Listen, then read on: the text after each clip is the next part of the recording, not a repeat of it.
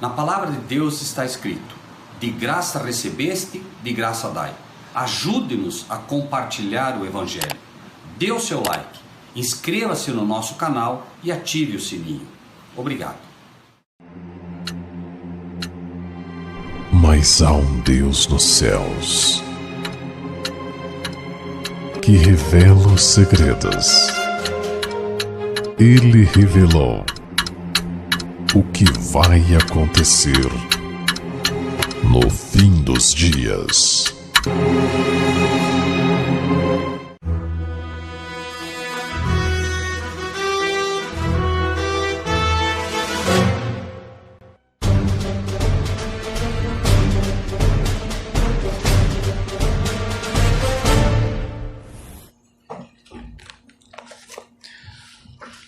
No livro de Amós,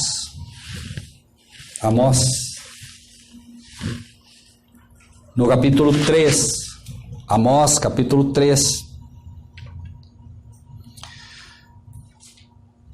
há algo que Deus fala aqui a cada um de nós que não é fácil nem de entender e nem de crer. Porque se você lê o que está aqui de uma forma simplória, ou seja, se você lê simplesmente sem meditar no que lê, parece quase impossível que Deus cumprisse o que ele diz aqui. Mas ele é Deus e ele cumpre. Amós capítulo 3, versículos 7. Amós 3, versículo 7. Diz ali: certamente o Senhor Jeová não fará coisa alguma sem ter revelado o seu segredo aos seus servos, os profetas. Em primeiro lugar, qualquer servo ou profeta que realmente for um servo ou um profeta de Deus, jamais dirá: eu sou um profeta de Deus. Jamais. Quando João Batista foi indagado: você é o quê? Você é um profeta? Você é o Messias? Você... Não. Eu sou uma voz que clama no deserto. Só isso.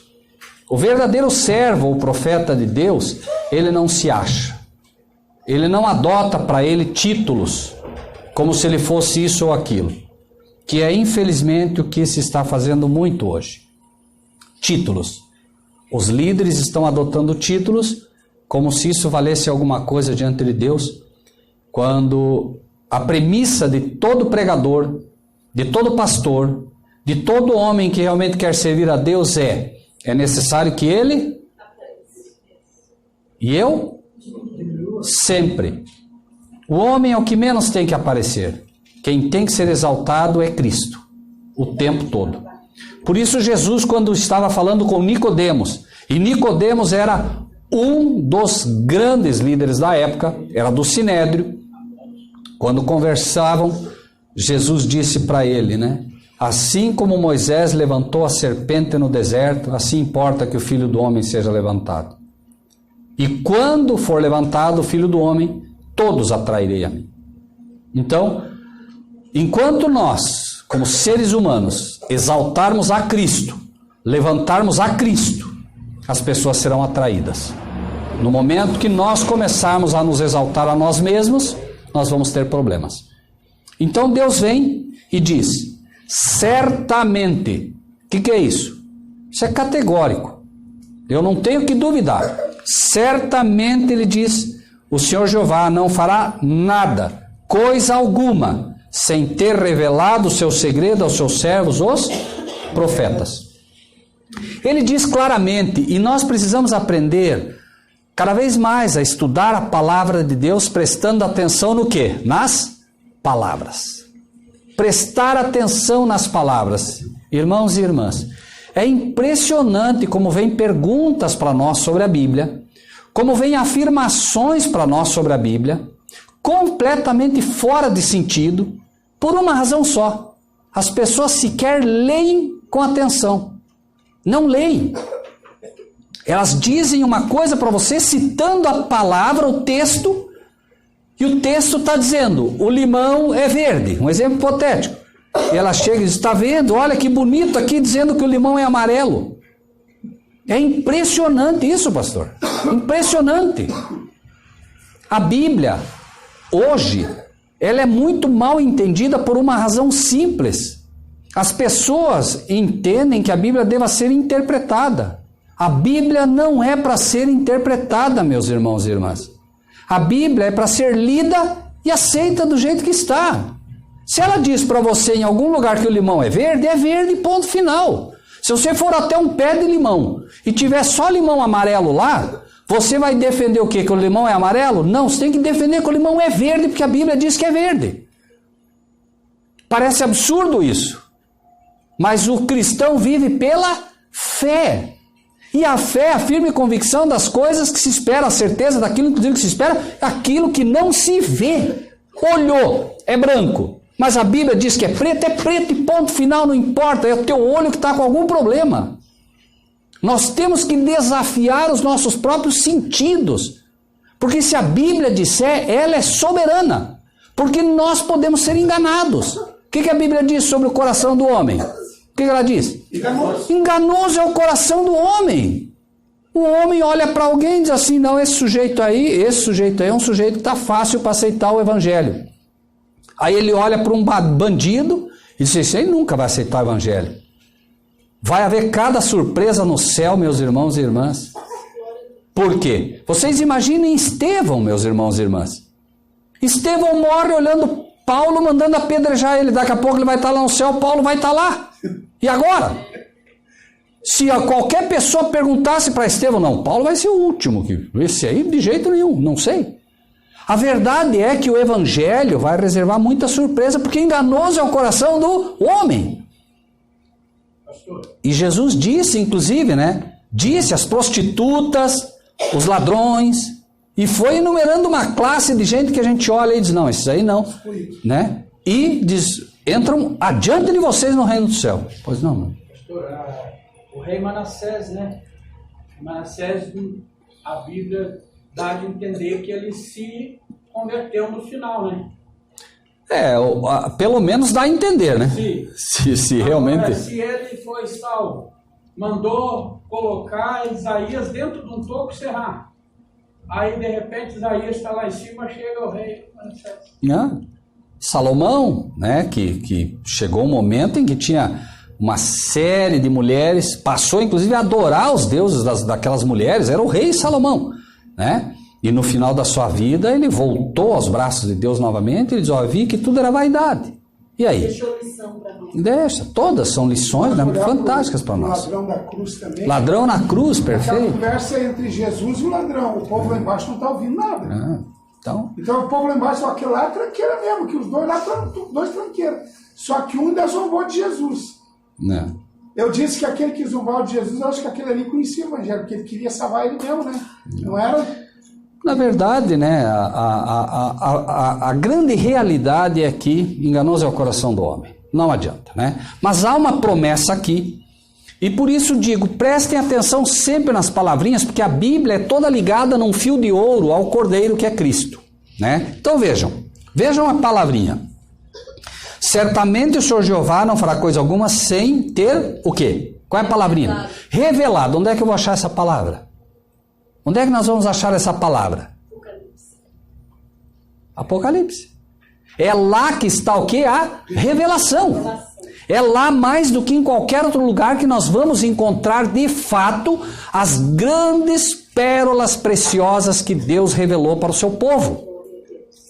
É por isso que nós fazemos questão aqui de estudar com os irmãos o livro do Apocalipse. Porque sabemos que esse é o livro da nossa época. Então...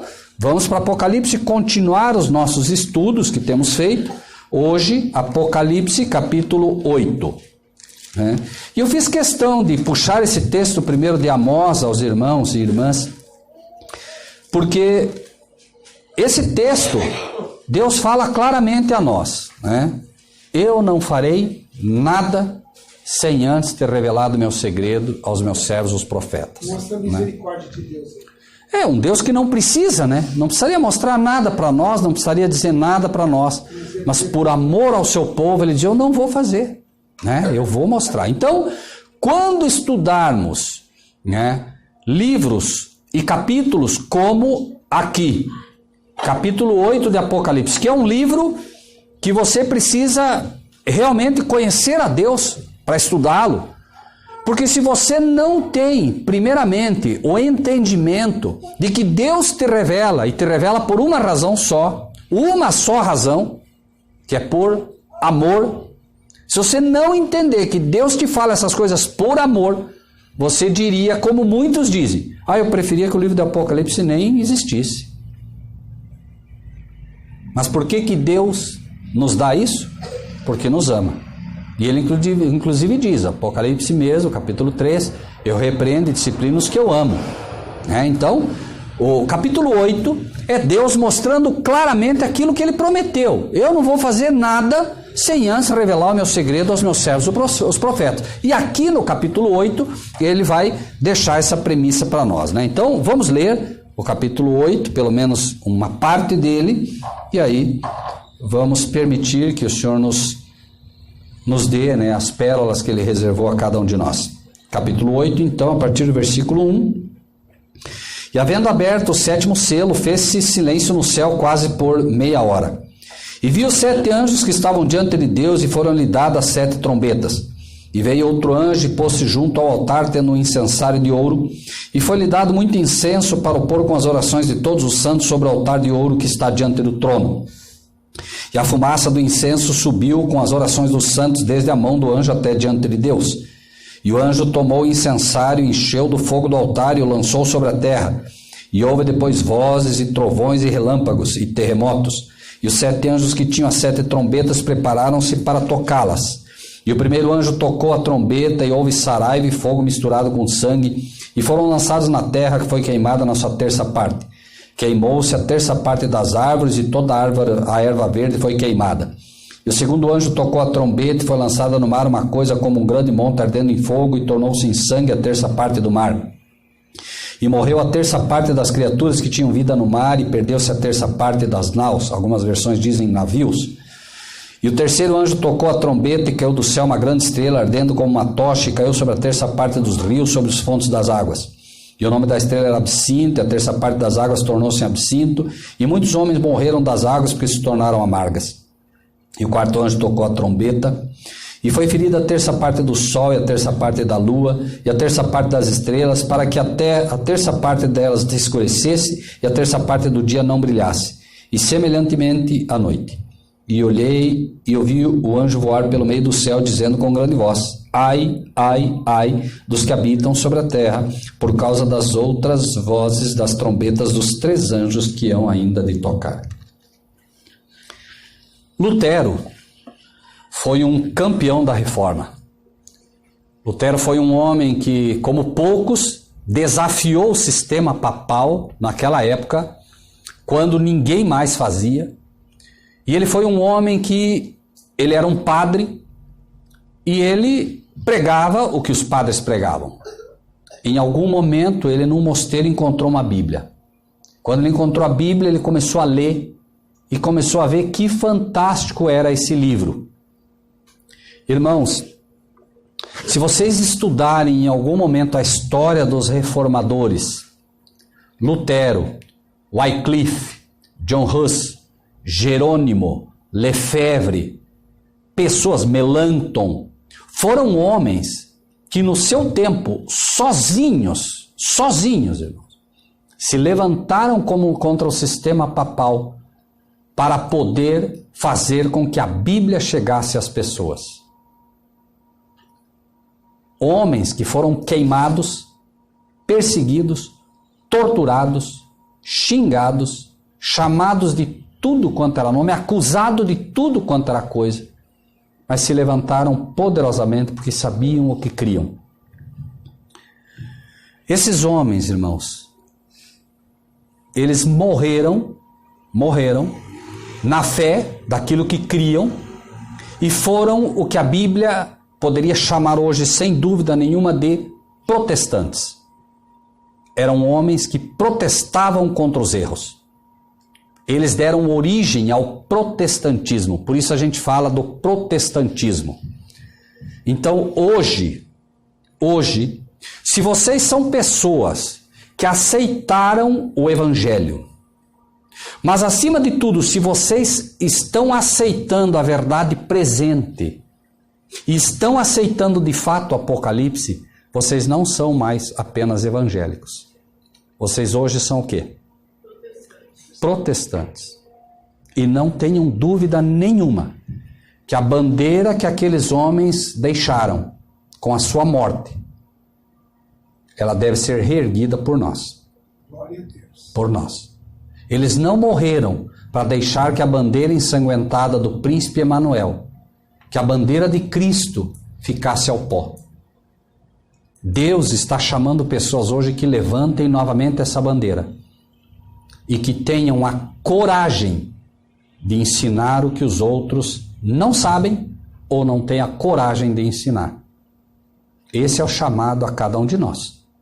Sermos pessoas especiais nas mãos de Deus, pessoas a quem irá se cumprir a promessa de Deus. Eu não farei nada sem antes revelar o meu segredo aos meus servos, os profetas. Mas Deus não vai colocar uma bandeira importante como a bandeira dos protestantes para pessoas que não tenham a coragem de desafiar o erro. Invariavelmente. Sabem que, pelo que lemos da Bíblia, pelo que temos estudado, eu não tenho nenhuma dúvida que logo a igreja vai ser perseguida. Eu não tenho dúvida disso. A Bíblia é muito clara quanto a isso. E o inimigo tem enganado as pessoas dizendo, não, antes da perseguição, antes do problema, a igreja toda vai ser arrebatada. Não é verdade. Essa igreja já está, né? Tem 10 países que matam. É só olhar o que está acontecendo, né, pastor? Não precisa nem fixar-se na doutrina. A igreja vai ser arrebatada? Vai, mas vai ser arrebatada quando Cristo vier. É o que diz a palavra. Quando Cristo vier, aí ela vai ser arrebatada. Antes disso, ela vai provar ao mundo o que é ser um verdadeiro cristão. E é só olhar. Nós precisamos entender que Deus conhece os tempos e as estações todas. De fato, se vocês observarem, com as constantes mudanças climáticas, com o derretimento, né, do gelo, o peso, porque vocês sabem que o gelo pesa bem menos do que a água, certo? Com o derretimento, um peso maior vai sendo colocado sobre a Terra, vão sendo ocasionados terremotos, maremotos, ciclones, tudo isso está deslocando o eixo da Terra, certo? Esse é um ponto. Com esse deslocamento, obviamente, que tudo aquilo que Deus colocou, ele vai permitindo, vejam bem, essa é a palavra, não é que Deus fez com que a Terra agora virasse essa confusão que está aí. Tudo que está aí é porque Deus permite que o homem faça toda essa confusão que está fazendo, desviando o leito do rio, certo? Porque as pessoas acham que Deus simplesmente fez tudo e disse, vou botar um rio aqui, vou botar outro ali, vamos ver se fica bom. Não. Deus é matemático, é preciso, ele colocou tudo no seu lugar. Tudo, absolutamente no seu lugar. Inclusive o ser humano, que é uma máquina perfeita, tudo está no seu lugar. Né? Você pode ver, você tem um probleminha lá no dedo. Pode ter certeza que daqui a pouco até tua coluna é afetada. Por quê? Porque o organismo nosso é uma máquina onde tudo tem que estar funcionando. Né? Então, a sua pergunta é, se tem a ver, tem tudo a ver. Os tempos serão abreviados, nós vamos ver isso fisicamente. Os dias estão mais curtos mesmo, por causa desse deslocamento também. Mas quando diz que os tempos serão abreviados, esses abreviados serão também por quê? Se vocês observarem, por exemplo, a perseguição, né, da chamada supremacia papal que já falamos aqui, né? A supremacia papal, na época, se vocês estudarem Apocalipse 11, Apocalipse 13 principalmente, vocês vão ver que a supremacia papal, nós já falamos aqui, durou quanto tempo? Quem lembra? Do ano 538 ao ano 1798, certo? Foram 1260 anos ou 42 meses proféticos, tá bem? Ok? Tá bem? Certo? Só que agora, se você observar, 538 a 1798, só que nós vamos ter uma nova supremacia papal, certo? Nós vamos chegar lá, nós vamos estudar assim com bastante cuidado ainda Apocalipse 13, porque nós vamos ver, por exemplo, que esses 42 meses agora serão literais. Então os tempos serão abreviados. Aquilo que virou ano passa a ser dia mesmo. Entendem? Aquilo que virou ano passa a ser dia, tá bem? Então por isso também os tempos serão abreviados. Veja que naquela época 1260 anos, agora 1260 dias.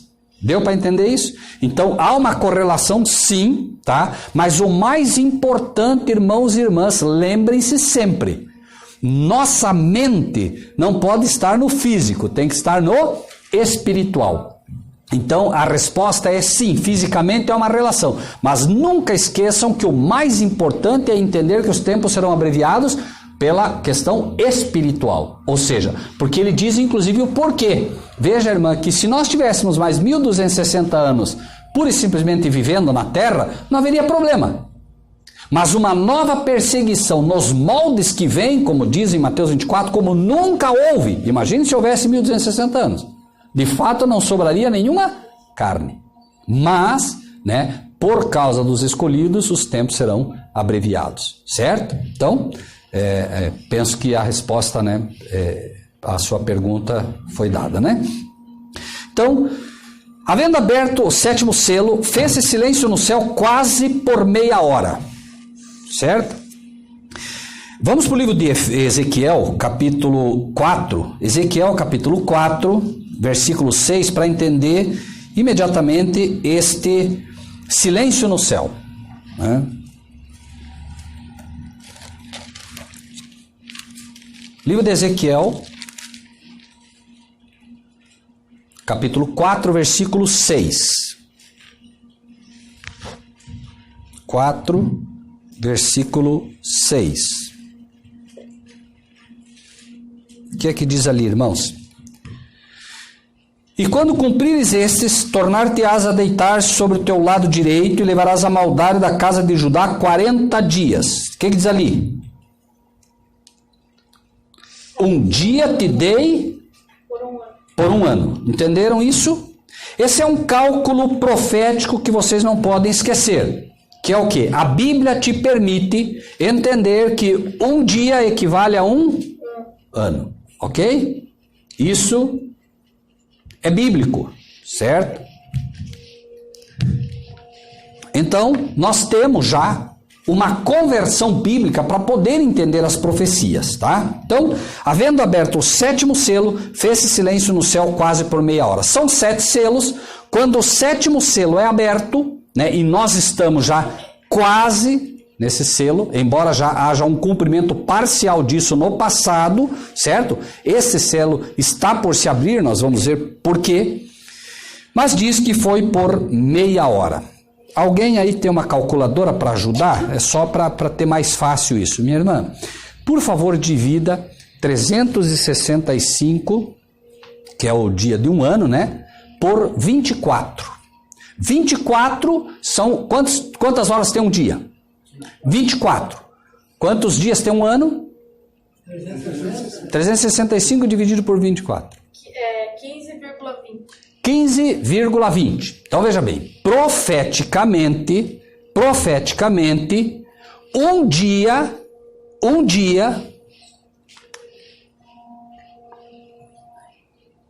equivale a 15,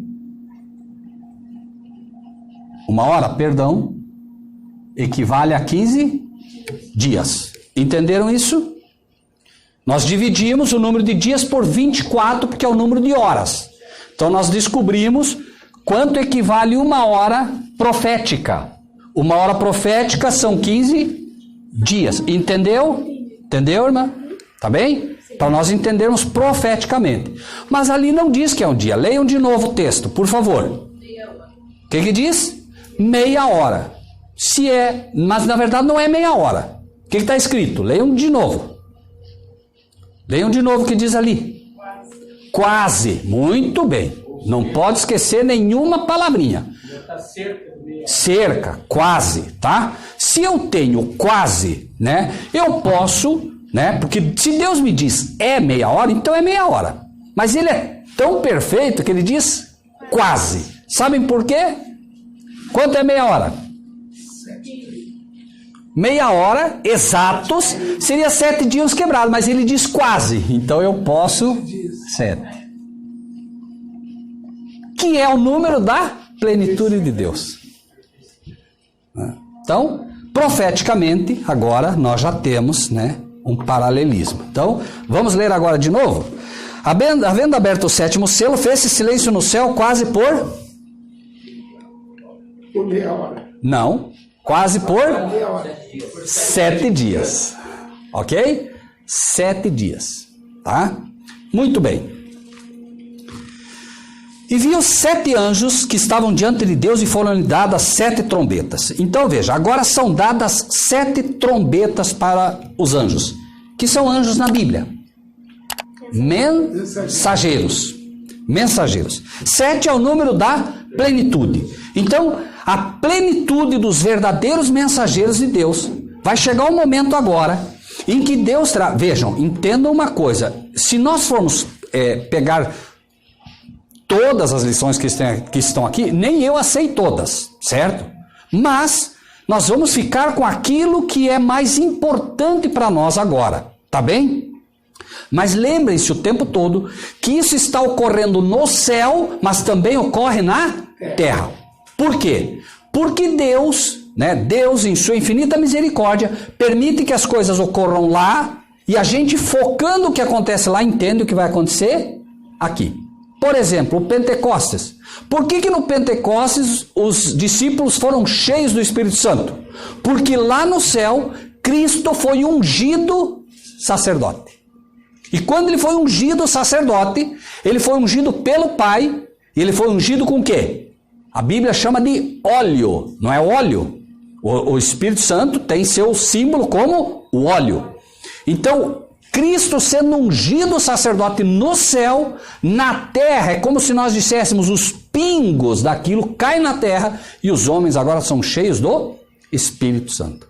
E alguém diria pingos? Sim, porque quando Cristo é ungido, né, as pessoas hoje, vocês já devem ter visto que algumas pessoas, e eu não falo por mal, por favor, a pessoa vai, pega um pouquinho de óleo no dedo, põe na testa da pessoa, tal, olha, está sendo ungido. Essa não é a verdadeira unção. A verdadeira unção a verdade é assim, quanto que você quer do Espírito de Deus? Você quer um pinguinho ou você quer bastante? Entende? Então, a verdadeira unção, ela é feita com óleo mesmo, é óleo. Não dá para, a mulher não pode nessa hora dizer, mas vai encher meu cabelo de óleo, vai ficar cheio de, não. Peraí, ela quer ou não quer? A simbologia é essa. Não estou dizendo, tá errado, porque não. Cada um faz o que sabe, mas quando a gente começa a entender o que significa o que está sendo feito, a gente começa a aprender, né, como fazer as coisas melhor, né? Repito, não há erro nenhum. Eu mesmo já fiz com pouco, mas a questão não é essa. A questão é a gente aprendendo, acima de tudo, as lições que Deus quer que a gente aprenda, né? Então, por que nós diríamos? Porque aquilo que aconteceu lá foi a chuva chamada temporã, que é a que fez com que nascessem os cristãos. Mas nós aguardamos que chuva, quem sabe? Qual? Serôdia, muito mais abundante. E para que serve a chuva serôdia? Quem sabe? A chuva temporã faz com que nasça o grão. E a serôdia? Faz com que? Não é crescer. É com que se possa colher. Amadurecimento. É isso que nós aguardamos. Nós hoje receberemos a chuva serôdia para estarmos maduros, para que quando Cristo vier possa levar a sua messe, a sua ceifa, as suas primícias. Entendem? Por isso nós, buscamos e vamos, digo pela fé, receber a chamada chuva serôdia, né? Então, viu 7 anjos, viu 7 mensageiros que estavam diante de Deus. Quem aqui está diante de Deus? Nós temos que estar diante de Deus. Não são só os anjos lá, é nós. Se você constantemente está diante de Deus, se você busca a presença de Deus, se você realmente quer fazer a vontade de Deus, E não é o que a maioria diz. Não, eu estou diante de Deus. Não é assim. Estar diante de Deus é estar em santidade perante Ele. É entender a validade da sua lei. É entender o que é ser um servo. É entender que obedecer a Deus não é uma brincadeira. É entender que ser um servo de Deus é dar um testemunho por onde vai. Isso é ser um servo. Quando o céu diz, aí vai um servo meu. Não quando você adota isso como nome, apenas como um título. Tem que estar no coração essa realidade, né? Então, vi 7 anjos que estavam diante de Deus e foram-lhe dadas 7, o quê? Trombetas. Para que Deus te dá uma trombeta? Para quê? Claro, para tocar. Mas não é só para tocar. Se eu der nesse exato momento, me perdoe, qual é o nome da irmã? Irmã Matilde, né? Eu vou arriscar aqui. Irmã, se eu lhe der uma trombeta agora, nesse exato momento, e lhe disser, irmã, eu quero que a irmã toque para nós o toque de ataque. A irmã saberia? Não. Nenhum de nós. Por isso, a Bíblia diz que nós precisamos dar a trombeta, o sonido certo. Qual é o sonido certo? Deus não vai dar a trombeta para você tocar de qualquer jeito, meu irmão e minha irmã. Deus não vai te dar trombeta para você subir no púlpito e falar o que não é a verdade. Por quê? Porque senão você vai matar gente. Deus quer que o exército recue e o sujeito toca para atacar. O que vai acontecer? Acabou. Deus quer que o povo dele ataque e o sujeito toca para recuar. O que vai acontecer? Tudo errado. Então Deus vai dar a trombeta para os seus mensageiros, mas só vai dar para os mensageiros que souberem exatamente o que é para tocar. E sabe o que é para tocar? Vamos ler? Você já conhece o texto, mas vamos ler. Sempre é bom. Mateus capítulo 25. Mateus 25. Está ali o que é para tocar. O que será que é? É bem conhecido esse texto. Eu gosto demais dele. 25, 45 e 46. O que diz lá? Mateus 25, 45 e 46. Quem é, pois, o servo fiel? Peraí, ele vai te dar trombeta se você for fiel. E o que mais? Prudente. Não é de qualquer jeito. Que o Senhor constituiu sobre a sua casa para dar o sustento ao seu tempo. Bem-aventurado aquele servo quando o Senhor vier o achar servindo assim. Ele te deu a trombeta. É para tocar o quê? É para tocar a verdade presente. É para tocar a mensagem do sustento ao seu tempo. É para tocar, irmãos, estas mensagens. Irmãos, eu não sei como dizer isso sem que pareça que nós, de alguma maneira, pudéssemos estar nos exaltando. Não sei como fazer isso. Mas eu espero que cada um no seu coração julgue se esta é ou não é a mensagem que Deus quer que cada um de vocês toque. Se esta é ou não é a mensagem que vai despertar a igreja. Se esta é ou não é a mensagem que vai despertar cada um de nós para pôr em marcha os verdadeiros cristãos. Deus tem uma mensagem para esse tempo. E para que a gente possa entender a mensagem para esse tempo, primeiro precisa escolher obedecer. Então Deus vem e vai entregar a trombeta na mão dos seus servos. Para que mais ele vai dar a trombeta? Já vamos ver. 3. Veio outro anjo e pôs-se junto ao altar tendo um incensário de ouro, e foi-lhe dado muito incenso para o pôr com as orações de todos os santos sobre o altar de ouro que está diante do trono. Então, peraí. É uma época em que vai precisar que o povo de Deus tenha muita, o quê? Oração. Oração. Porque vai ser um tempo terrível. Imaginem, irmãos. É dado trombeta para nós pregarmos apenas o quê? Calamidades. Imagine você agora, tendo chamado finalmente de Jonas. Agora é que nós vamos ver quem realmente vai levar e quem vai fugir. É agora. É muito fácil ler Jonas. Jonas fugiu e prega-se que Jonas fugiu. Então vamos ver agora. Porque agora vem a mensagem para você dizendo: vai lá e fala que Nínive vai ser destruída. Vai lá e fala que vai cair terremoto aqui. Vai lá e fala que esta cidade de Santa Teresa aqui, esta cidade aqui, não é outra. Esta cidade vai ser destruída. Vai lá falar para o prefeito, vai lá falar para... Nossa, você está ficando louco. Não, o quê? Ficou doido. Mas não é só isso. Padres, papas, bispos, a televisão em peso, pastores em peso vão estar dizendo paz e segurança. E você vai dizer não. Nada de paz. Deus não está dizendo que vem paz. Deus está dizendo que vem a espada, vem a guerra. Você vai, se for um servo de Deus, andar na contramão do mundo. Porque o servo de Deus anda na contramão do mundo. Quando dizem paz, você vai estar dizendo guerra. Quando disserem guerra, você vai dizer paz. Por quê? Porque a palavra de Deus só se aprende pelo Espírito de Deus. Algum tempo atrás, não sei quem ouviu falar, um homem escreveu um livro que se chama O Código da Vinci, 20. E lançou-se um livro também que era um livro matemático. Mostrava-se que através de um cálculo matemático do computador você entendia profecias bíblicas. Fantástico livro. Cada coisa que você dizia, que impressionante. E quando eu disse para alguns irmãos que aquilo era uma loucura, imagine o que me disseram. Você acha que sabe tudo.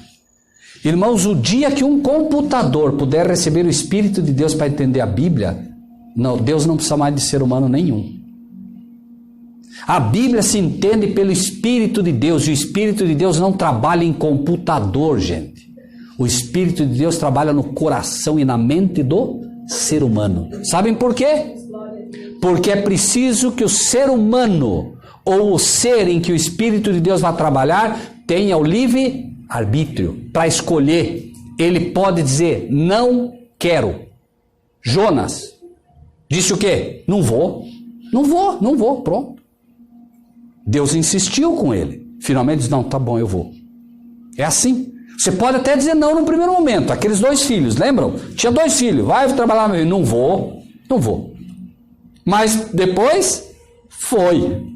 Um disse vou e depois não foi. Então, muito cuidado se hoje você está indo, porque pode ser que amanhã vocês não vão mais. Cuidado. E aquele que está dizendo lá na tua casa, não vou, pode ser o que daqui a pouco vai atropelar você e vai.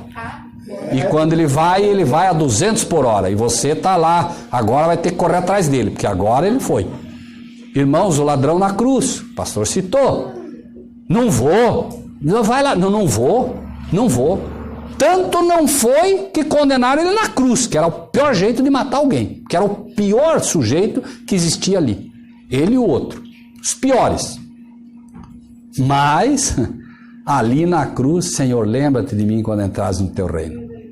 E enquanto os discípulos estavam escondidos com medo, enquanto todos, Pedro que disse, olha, eu não vou negar o Senhor nunca, foi um ladrão que disse, Senhor, lembra-te de mim quando entras no teu reino. Foi ele que confessou que Cristo era o Salvador ali. Então, irmãos, cuidado. Veio outro anjo e pôs-se junto ao altar tendo um incensário de ouro. O que é o incensário? Incensário é o seguinte, nossas orações, para que possam chegar a Deus, precisam ser misturadas com o quê? Com o quê? Porque Jesus é chamado de a rosa de Saron? Porque precisa, para as nossas orações chegar ao Pai, precisa estar misturadas com o perfume de Cristo. Qual é o perfume de Cristo? Seu sacrifício. É quando você ora e tua oração não pode chegar ao Pai, porque você é um pecador, tuas orações sobem cheias de pecado, é como se a tua oração chegasse até o Pai cheia de veneno mortal, mas alguém, que é Cristo, Por isso ele é nosso intercessor, por isso ele é nosso mediador. Ele toma aquela tua oração cheia de problema, fedida, ruim, que não tem nada de bom, nada. E ele toma e diz assim: Pai, pelo meu sangue, Pai, pelo meu sacrifício. Ele limpa essa tua oração e entrega perfeita e pura ao Pai. Entendem o que é isso? Mediação? Então, neste tempo, o que vai acontecer? As nossas orações, que hoje são orações que, apesar de tudo, cada um sabe o que faz, mas que as nossas orações hoje são imperfeitas, são impuras, são problemáticas, ainda tem muito do eu. Neste tempo, irmãos, olha o que vai acontecer. Veio outro anjo e pôs-se junto ao altar, tendo um incensário de ouro, e foi-lhe dado pouco incenso, muito incenso, irmãos, muito. O poder das orações agora não estará naquilo que você fala, mas na quantidade do perfume de Cristo que será aplicado a elas. Entendem? Tudo vem de tuas mãos, e de tuas mãos te damos. Então o povo agora, esses servos de Deus, sabendo a missão que tem, se colocam de joelhos, oram, e os anjos assistem eles de uma forma toda especial, e o incenso agora levado para quê? Para opor com as orações de todos os cristãos, não é isso? De todos os filhos de Deus, é isso? Não. O que diz ali? De todos os santos. É a oração dos santos que vai valer nesse momento. E quem são os santos, irmãos? Apocalipse 14, 12. Apocalipse 14, 12. Quem são os santos? Quem quer ler para nós? Aqui está a paciência dos santos. Aqui estão os que guardam os mandamentos de Deus e a fé em Jesus. Não dá para fugir, irmãos. Nós podemos falar o que quisermos, mas os olhos do povo de Deus, quando são abertos, eles são abertos para que a gente contemple e ensine o que a Bíblia diz. Ali não diz filhos de Deus, ali não diz todos os cristãos, ali não diz todos os crentes, ali diz os santos. O incenso de Cristo vai ser misturado com a oração deste povo especial, que é um povo que o quê? Que é um povo que o quê? Guarda os mandamentos de Deus e a fé em Jesus. E sabem por que nessa época isso vai ser muito importante? Daniel 7:25, não precisam ir até lá. É dito lá que esse poder que subiria, ele cuidaria em mudar os tempos e a lei. Então nós teremos um poder fortíssimo, onde estarão unidos reis, presidentes. O mundo vai estar unido ao lado de alguém que fará uma lei o quê? Uma lei diferente da lei de Deus. O mundo vai abraçar uma lei diferente. Lembra que a gente estudou Esther aqui? Sim. Senhor, tem um povo aí que não guarda a lei. Um povo que tem leis diferentes da lei de todos os povos. Todos os povos terão uma lei baseada na lei da besta que sobe do mar. Mas os verdadeiros adoradores, os santos de Deus, dirão: a única lei que nós reconhecemos qual é? A de Deus. Porque se você é o servo de Deus, que lei que você tem que reconhecer? Simples, não é? Muito bem. De todos os santos sobre o altar de ouro que está diante do trono. E a fumaça do incenso, o que é essa fumaça? Essa fumaça é o perfume, é o cheiro, tá? A fumaça do incenso subiu com as orações dos santos, desde a mão do anjo até diante de Deus. E o anjo então agora, depois que sobe todas as orações do seu povo, dos seus servos, o que vai acontecer? Versículo 5. O anjo tomou o incensário. O que é o incensário? O incensário, irmãos, é lá lembre-se, Deus pede que se faça um santuário, certo? O santuário que ele manda construir estava dividido em 3 partes. Vocês lembram? Que era o átrio, o santo e o santíssimo. O incensário ficava imediatamente aqui, tá? Aqui era o incensário, o altar do incensário. Então, a fumaça subia e entrava aqui, representando a oração dos santos que vai até o Pai. Quem se revelava aqui? A glória, o Shekinah, era a glória do Pai revelada ali, certo? Então, o que vai estar acontecendo agora, aquilo era uma simbologia do que realmente vai acontecer, que é a oração do seu povo misturada ao incenso. Eles acendiam aqui pequenos incensos e esse perfume agora enchia toda aquela câmara, representando, certo, a intercessão de Cristo pelo seu povo, oferecendo esse incenso. Agora veja que diz aqui, ó, chega um momento, e aqui estava, né, o altar, e tinha o incensário, que era onde se queimava. Mas agora o anjo pega o incensário e faz o quê? O que diz ali? O anjo tomou o incensário e o encheu do fogo do altar. Quando isso aconteceu? Lembram quando aconteceu isso? Quando Isaías é chamado, quem enviarei por nós? O que Isaías disse? Envia-me a mim. Tá bom, você vai, mas primeiro, vou colocar uma brasa para que você vá e possa pregar com poder. É isso que está acontecendo aqui. Vejam, irmãos, a mesma coisa. O incensário, só que o anjo toma o incensário, o encheu do fogo do altar, só que ele vai fazer outra coisa. E o lançou sobre a terra. Agora o povo de Deus vai receber o quê? Poder.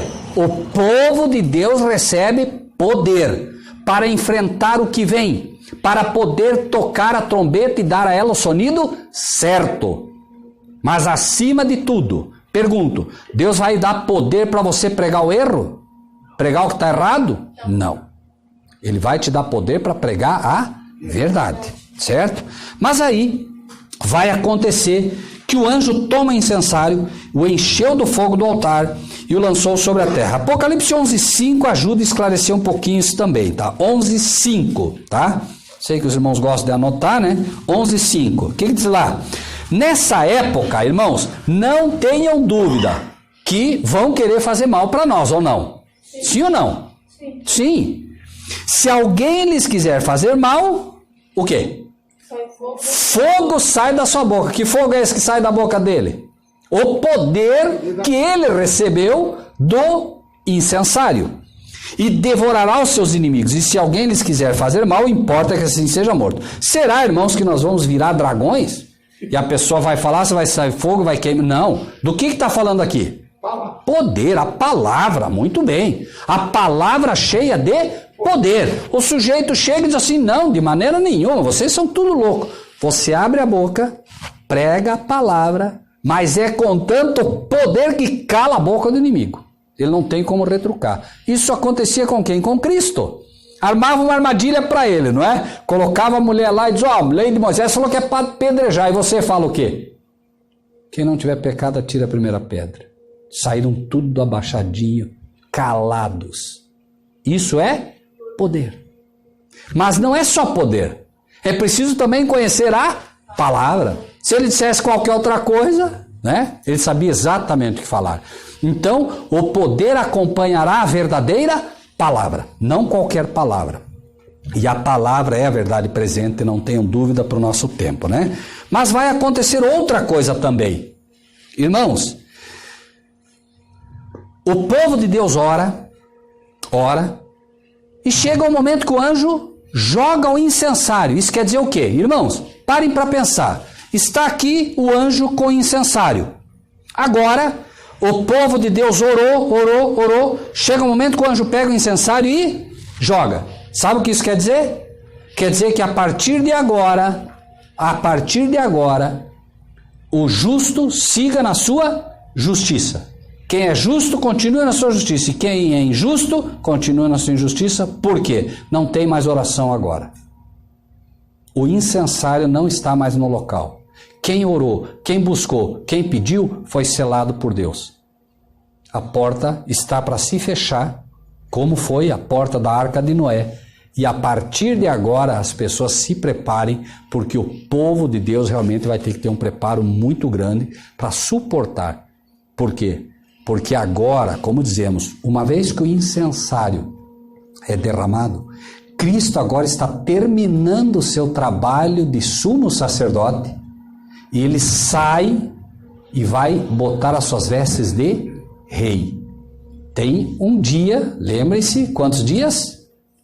Foram dados os dias, e ele agora vai se preparar, porque quando ele vem para a terra, ele vem como profeta, ele vem como sacerdote, ele vem como sumo sacerdote ou ele vem como rei? Como é que ele vem? Vem como rei, certo? Claro que como juiz, porque ele já fez o seu trabalho, mas ele vem como rei. A Bíblia diz, rei dos reis e senhor dos senhores. Ele vem como rei buscar a sua igreja, e ele vem implantar finalmente o seu reino. Implantou o reino da graça, mas agora ele vai implantar o reino da glória, tá bem? Então, esse tempo é o tempo em que ele deixa o incensário e ele agora vai se preparar para vir buscar o seu povo. E é esse tempo que será terrível, porque nesse tempo o povo de Deus de fato vai ter que andar pela fé mesmo. Cristo pisou o lagar como? Sozinho. E nós vamos pisar o lagar sozinhos. Como? Sozinhos. Irmãos, não é que Cristo vai abandonar o seu povo, por favor, não entendam mal isso. A questão é que existe um breve momento em que o povo de Deus agora ora, as suas orações são aceitas, não é? O problema não é a oração ser aceita, mas é preciso que entenda que o intercessor agora está envergando as vestes de rei para vir nos buscar. Então hoje você ora e sente a presença de Deus. Mas você tem que se preparar agora para chegar um tempo que você não vai sentir a presença de Deus. O que Jesus disse? Lembram? Deus meu, por que me desamparaste? Algumas versões dizem, por que me abandonaste? Cristo vem buscar a sua igreja, mas ele não vem buscar uma igreja toda arrebentada, não. Ele vem buscar uma igreja pura, santa, zelosa de boas obras. E as boas obras, primeiro lugar, sabe qual é a primeira boa obra que o Evangelho pede? Que se aceite Cristo como Salvador. Essa é a primeira boa obra. Agora eu te pergunto, uma vez que você aceita Cristo no teu coração, você vai andar nos caminhos que ele andou ou não? Esse Cristo verdadeiro que nós precisamos pregar, disse algo muito simples. Quanto amo a tua lei, é a minha meditação de dia e de noite. O cristão verdadeiro, então, tem que o quê? O que ele tem que ter pela lei? Amor, ele tem que amar a lei. Pergunte para a esmagadora maioria dos cristãos, fale sobre a lei para ver o que ele diz. O que ele diz? A lei é um jugo pesado, era do passado, era para o judeu. É ou não é? E aí eu te pergunto, aí vai cair exatamente nisso. Qual é a maior arma? Qual é e qual foi a maior arma do diabo para fazer com que o povo de Deus se perdesse? Quem foi que primeiro disse crucifica-o? Quem foi que primeiro disse vamos? O povo de Deus, que se chamava povo de Deus, a liderança, não é? O mesmo que diz não, a igreja ela simplesmente acabou atrapalhando, como disse o pastor. Mas não era a igreja de Deus, eram as sinagogas, era o templo. Templo do Senhor é esse. É uma realidade que nós vemos hoje, não é nada novo debaixo do sol, né? Vamos seguir. O anjo tomou o incensário, encheu do fogo do altar e lançou sobre a terra. E houve depois vozes, trovões, relâmpagos e terremotos. Nós vimos aqui, por exemplo, um período. Não foi 7 dias? O período foi esse. Agora vejam que interessante aqui, né? Ele diz assim, ó, houve depois vozes, trovões, relâmpagos e terremotos. Vozes, trovões. Apocalipse 10, 3 a 6. Por que esse tempo é tão solene agora? Vamos ler. 10, 3 a 6. Apocalipse. Diz assim, ó. Clamou com grande voz como quando brama o leão. E havendo clamado os 7 trovões, fizeram soar as suas... É o mesmo que está lá ou não? É, tudo na Bíblia é ligado. Veja que lá diz, né, que se ouviu trovões e vozes, né? Diz o quê? Sendo ouvidas dos 7 trovões as suas vozes, eu ia escrevê-las. Mas ouvi uma voz do céu que dizia, o quê? Sela o que os 7 trovões falaram e não escrevas. E o anjo que via estar sobre o mar e sobre a terra, levantou a mão ao céu, jurou por aquele que vive para todo sempre, o qual criou o céu e o que nele há, a terra e o que nela há, o mar que nela há, que não haveria mais. Está aqui a resposta. Não vai haver mais demora agora. Neste tempo em que os trovões assinalam a sua voz, não vai haver mais demora. Ou seja, agora Cristo vem. Porque qual é o segredo de Deus? O que a Bíblia diz? Claro que existe outro, mas o segredo de Deus final qual é? O dia e a hora, ninguém sabe. Nem o Filho, nem os anjos, somente o Pai. Este é o grande segredo de Deus, né, final, que será finalmente mostrado. Agora, claro, mas então nós vamos chegar e já vamos saber. Deus vai relatar no tempo, na hora que Ele entender que é necessário para o seu povo. Certo? Isso, se os irmãos perguntarem hoje, eu não sei. Eu não sei. E não creio que Deus vai revelar antes. Creio que vai ser no tempo dele, no tempo certo. Ele é quem vai revelar, para o seu certo. Por que ele vai revelar? Não, mas ele não vai revelar. Vai, por quê? Porque ele disse o quê? Deus não fará nada sem antes revelar o seu segredo aos seus servos, os profetas. Então ele vai revelar e vai dar um tempinho para o povo de Deus realmente, né? Quando digo povo de Deus, os seus servos, saber exatamente o que devem ser feito. Tá bem? Seguimos, né? O anjo tomou o incensário e o encheu do fogo do altar, lançou sobre a terra, houve depois vozes, trovões, relâmpagos e terremotos. E os 7 anjos que tinham as 7 trombetas prepararam-se para tocá-las. E o primeiro anjo tocou a trombeta, e houve saraiva e fogo misturado com sangue, e foram lançados na terra, que foi queimada na sua terça parte. Queimou-se a terça parte das árvores, toda a erva verde foi queimada. Irmãos, o anjo primeiro vai tocar.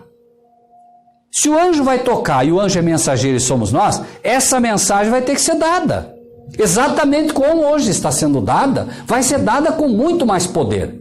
Por você e por todo aquele que realmente quer ser um servo de Deus.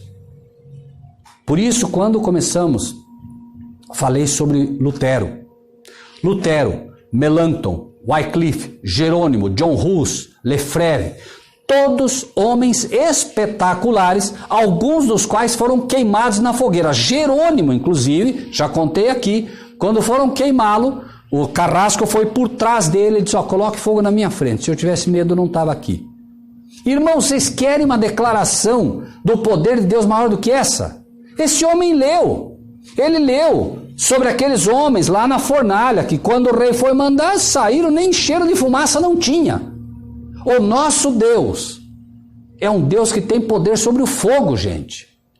Se ele disser não vai queimar, não vai. Não importa o que o diabo faça, não vai. Então o povo de Deus não pode ter medo. Porque o fogo obedece à voz daquele que o criou. Deus criou a água, Deus criou tudo. Ele vai dizer para o fogo, não, você não vai queimar e acabou. Irmãos, o povo de Deus precisa aprender a confiar completamente em Deus. Por quê? Porque nós precisamos ser preparados para não ter medo de nada. É isso que Deus quer do seu povo. Os profetas não tinham medo de nada. Terão lutas? Terão. Mas, irmãos, a mensagem que vamos dar ao mundo, a mensagem final, não é uma mensagem só para salvar as pessoas. É uma mensagem para prepará-las para a volta de Cristo. É diferente. É dizer, olha, as igrejas todas dormindo, nós somos aquele alto clamor. Nós somos aqueles que vão despertar as igrejas. A menos que não aceitemos a missão. A menos que não confiemos, que não cremos. Aí Deus nada pode fazer por nós, porque Deus nos deu o livre-arbítrio. No livro de Êxodo, no capítulo 9, que diz aqui, o primeiro anjo tocou a sua trombeta, houve saraiva, fogo misturado com sangue, foram lançados na terra, que foi queimada na sua terça parte. Queimou-se a terça parte das árvores e toda a erva verde foi queimada. Onde aconteceu algo parecido? Vamos para o livro de Êxodo, no capítulo 9. Êxodo 9, versículo 18. Êxodo 9, versículo 18. Eis que amanhã, por esse tempo, farei chover saraiva muito grave, qual nunca houve no Egito, desde o dia em que foi fundado até agora. Agora, pois, envia, recolhe o teu gado e tudo que tens no campo. Todo homem e animal que for achado no campo e não for recolhido à casa, e saraiva cairá sobre eles e Morrerão. Quem dos servos de Faraó, leiam agora o que diz ali. Quem dos servos de Faraó, não importa, é mundano, como o egípcio era, temia a palavra do Senhor, fez fugir os seus servos e os seus gados para as casas. Mas aquele que não tinha aplicado a palavra do Senhor ao seu coração, deixou os seus servos e o seu gado no campo. Nada de novo debaixo do sol. Deus está pedindo que o seu povo agora faça o que com a palavra? Aplique no seu coração. Não é mais só para ouvir, é para ouvir e agir. Aplicar a palavra no coração, fazer o que Deus manda. Chega de ficar simplesmente ouvindo. Não estou falando aqui para a igreja, por favor, estou falando de um modo geral. O cristianismo hoje virou algo obsoleto. É preciso que nós ouçamos e coloquemos em prática o que ouvimos. Agora eu pergunto, Moisés vai lá e fala para o faraó que vai cair saraiva muito grande. Sabe o que o faraó achava? O faraó achava que era Moisés que mandava as pragas. Por isso que o faraó odiava Moisés. Mas aí tem uma outra coisa. Por que o faraó não matou Moisés, apesar de todo o ódio? Sabem por quê? Lembram o que falamos aqui? A oração do santo sobe para Deus. O faraó queria tirar a vida de Moisés. Mas se ele tirasse a vida de Moisés, estava caindo as pragas. Se ele tirasse a vida de Moisés, o que ia acontecer? Quem resolvia o problema? E ele entendeu isso, por isso que ele não tirou a vida. Ele disse assim, Moisés, vai lá e ora ao teu Deus para que cessem as pragas. Irmão e irmã, por favor, entenda uma coisa. Quando as trombetas começarem a tocar e começar a acontecer isso, será a tua e a minha oração que vai parar isso. Me entende? As trombetas são apenas avisos. São avisos. E quem aceitar os avisos vai, como disse, os próprios egípcios que aceitaram se esconderam e foram protegidos pelo Senhor. Mas antes disso, entendam algo mais. Moisés teve que ter coragem para chegar na frente do rei e falar o que disse. E com isso quero encerrar com vocês. Irmãos, vamos para o livro de Ezequiel, capítulo 33. Ezequiel 33. Vou apenas ler para os irmãos. Veio a minha palavra do Senhor dizendo, filho do homem, fala aos filhos do teu povo e diz-lhes, quando, não é se, quando eu fizer vir a espada sobre a terra, e o povo da terra tomar um homem dos seus servos e o constituir por seu atalaia. Olha o anjo aqui, olha o mensageiro aqui. Então Deus está chamando você, hoje, não amanhã, para ser um atalaia. Você está ouvindo a mensagem ou não? E vendo ele que a espada vem sobre a terra, você acredita que veio ou não veio? Sim? Apocalipse 8 está certo ou não está? Tá. Ele, veja bem, vendo ele, nessa noite você está vendo, pela palavra de Deus, vendo ele que a espada vem sobre a terra, o que é para fazer? Tocar a trombeta e avisar o povo. É para você tocar a trombeta e avisar o povo. Se aquele que ouvir o som da trombeta não se der por avisado, teu papel não é convencer ninguém. Teu papel é tocar a trombeta. Ah, mas eu não aceito. Não, mas é que não, nada. Tocou a trombeta, meu amigo, agora é com você. Você não tem poder para convencer. Quem convence é o Espírito Santo. Eu vejo às vezes as pessoas me dizem, Rogério, mas vamos debater lá porque eu já passei. Perca tempo, não está pronto, o solo não está pronto, eu vou ficar debatendo o quê? Se o Espírito de Deus não foi capaz de convencer ele dessa verdade, não sou eu que vou conseguir. E as pessoas me pedem, não, por favor, pastor, fala lá para ele, o pastor tem. Não tenho nada. Você falou, o que você falou? Falei a verdade, falou isso, falou. Pronto, falou, agora é com ele. O que diz ali? Se aquele que ouvir o som da trombeta não se der por avisado e vier a espada e o tomar, o seu sangue será sobre a sua cabeça. Meu irmão, Deus te disse, toca a trombeta. Tocou a trombeta? Tocou certo? Toquei. Entendeu a mensagem? Entendi. Foi essa a mensagem que você levou? A verdade presente? Foi. Agora é com ele. O sangue dele não está mais sobre a tua cabeça. Não está mais, você já fez teu papel. Ah, então agora eu posso odiá-lo? Não, de jeito nenhum, não é para odiar ele. Mas o sangue dele não está mais sobre a tua cabeça. Ezequiel 3,16. Claro. Fala exatamente isso. O que mais? Ele ouviu o som da trombeta. E ele não ouviu o toque de retirada quando era para atacar. Não, ele ouviu o som da trombeta e não se deu por avisado. Estou lendo Ezequiel 33, 1 a 7, tá? Ele ouviu o som da trombeta e não se deu por avisado. O seu sangue será sobre ele, mas o que se dá por avisado salvará a sua vida. A nossa mensagem é uma mensagem para salvar vidas, irmãos. Não é uma mensagem de brincadeira.